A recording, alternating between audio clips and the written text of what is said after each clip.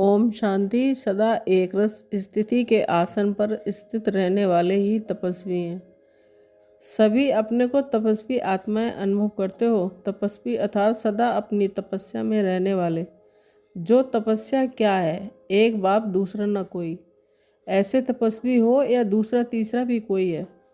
तपस्वी सदा आसनधारी होते हैं। कोई आसन पर तपस्या करते हैं। जो आपका आसन कौन सा है, स्थिति आपका आसन है। जैसे एक रस स्थिति ये आसन हो गया, परिस्थिता स्थिति ये आसन हो गया। तो आसन पर स्थित होते हैं ना, बैठते हैं अर्थात स्थित हो जाते हैं। तो इन श्रेष्ठ स्थितियों में स्थित हो जाते हो, टिक जाते हो। इसी को आसन कहा जाता है। स्थूल आसन पर स्थूल शरीर बैठता है, लेकिन ये श्रेष्ठ स्थितियों के आसन पर मन बुद्धि को बिठाना है। मन बुद्धि द्वारा इन स्थितियों में स्थित हो जाते हो अर्थात बैठ जाते हो। ऐसे तपस्वी हो तो अच्छा आसन मिला है ना। यहाँ है आसन पर भविष्य में मिलेगा सिंहासन। तो जितना जो आसन पर स्थित रहता है वह उतना ही सिंहासन पर स्थित रह सकता है।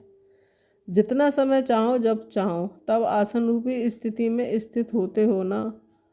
होते हो या हलचल होती है, क्या होता है। जैसे देखो, शरीर आसन पर नहीं टिक सकता तो हलचल करेगा ना। ऐसे मन हलचल तो नहीं करता। अचल है या हलचल भी है कि दोनों हैं, सदा अचल अडोल, जरा भी हलचल नहीं हो। अगर कभी हलचल और कभी अचल है तो सिंहासन भी कभी मिलेगा, कभी नहीं मिलेगा। तो सदा राज्य भाग लेना है या कभी कभी का, और स्थित सदा होना है या कभी कभी। कितना भी कोई हिलावे लेकिन आप अचल रहो।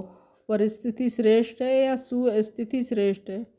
कभी परिस्थिति पार कर लेती है तो सोचो ये परिस्थिति पावरफुल से कमज़ोर से शक्तिशाली बन जाएंगे। आप तपस्वी आत्माओं की स्थिति का यादगार आजकल के तपस्वियों ने कॉपी की है, लेकिन उल्टी की है।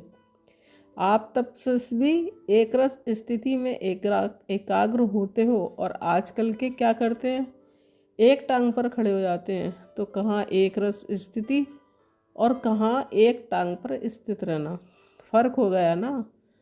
आपका कितना सहज है और उन्हों का कितना मुश्किल है। तो सहज योगी होना, एक को याद करना सहज है, व अनेकों को याद करना सहज है।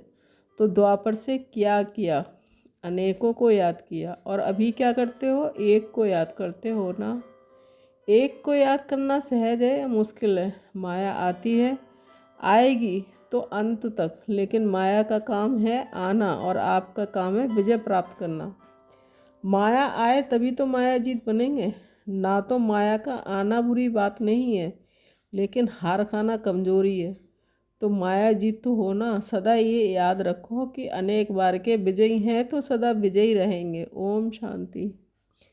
Thank you Baba.